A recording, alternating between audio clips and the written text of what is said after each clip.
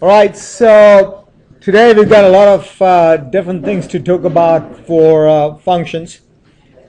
We're going to start out with domain and range first, okay? Domain and range.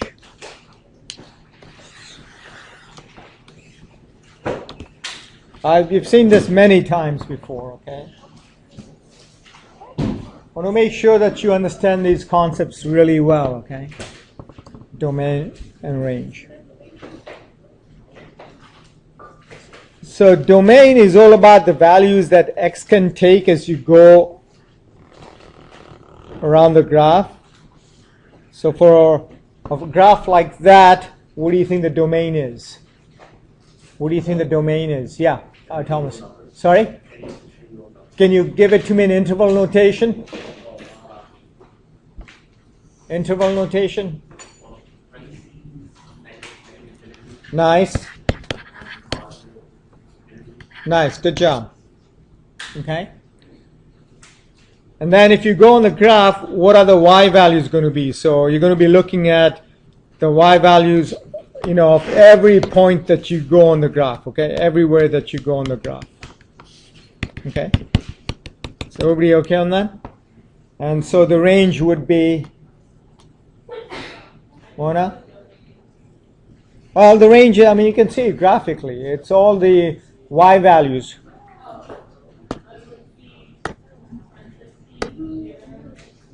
Parenthesis 0.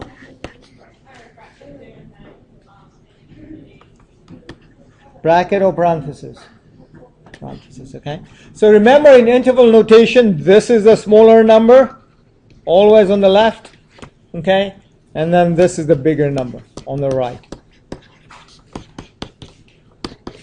Right, is everybody okay on that? Domain and range? Is everybody all right there? Usman, are you taking notes?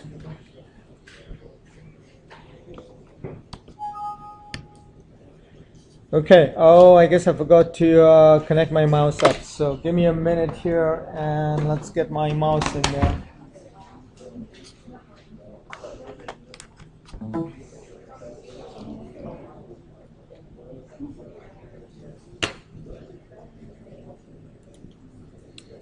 All right, how about this problem here? How about this problem here? What's the domain? What's the domain, Thomas? What's the domain on this one? Okay, is everybody okay on that? Bracket 0 or parenthesis 0? Yo! Yes, Thomas? Bracket 0 or parenthesis 0? Why? Is 0 legal underneath the square root? Well, man, oh! Guys, Thomas, you cloning everybody here? Everybody wants to be you, man. I'm trying to have a conversation with you and everybody else is butting in here. You must be very popular. Everybody wants to be you. Sorry? You don't. How come?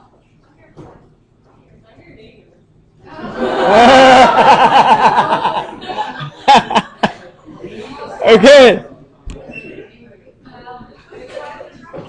What? Okay, Thomas, you need to explain to Elam why it's a bracket. You guys are going to get busted out there, okay? Last warning. Yeah, Subir, Vikram. Yo, listen up, Elam.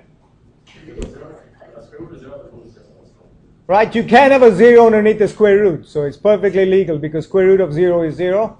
Yeah, Sean? Sorry? Why don't you do this stuff earlier instead of having to disrupt the class and leave in the middle of the class? Go. I don't want you to pee in here. Okay, what about range? Coco, range. Can you guys stop passing those drugs around there? Inaki? Coco, range. Shh. Sorry? Range. Interval notation. Don't do fingers like this, okay? Math. Interval notation, range. Yeah, really. Get out of the way. Eric, get out of the way. Sorry? I don't know. You tell me. No? It's a bracket. Because 0 is an output, you can see on this graph here, you can see that it starts out at 0 for the y value, does it not? Yeah, so for range it's going to be 0 to infinity. Bracket or parenthesis? Sorry? Parenthesis. It's never a bracket for infinity, okay? Either infinity or minus infinity. Can you guys settle down here now? Okay? Settle down. Settle down.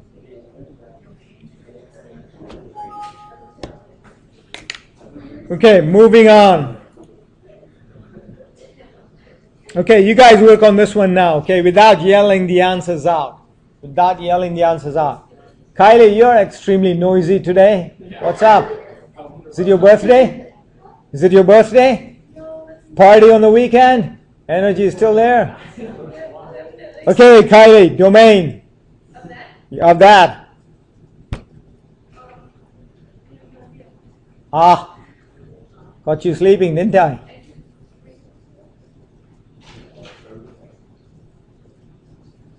Yes?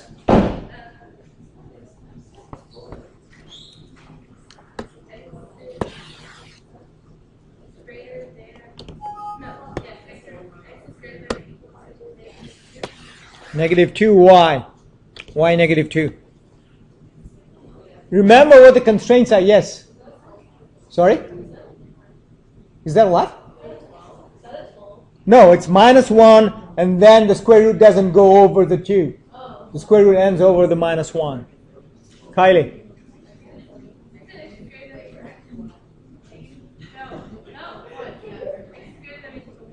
Okay, domain interval notation.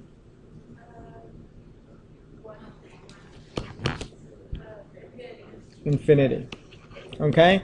Elim range. Elim range.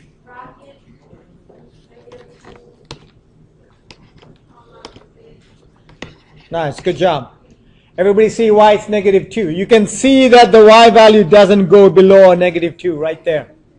Doesn't go below negative 2. Is everybody there? So the smallest value it can have is negative 2. Alright. So that's how we do with graphs. How about algebraically? Okay, so if you didn't have a graph, how would you do this algebraically?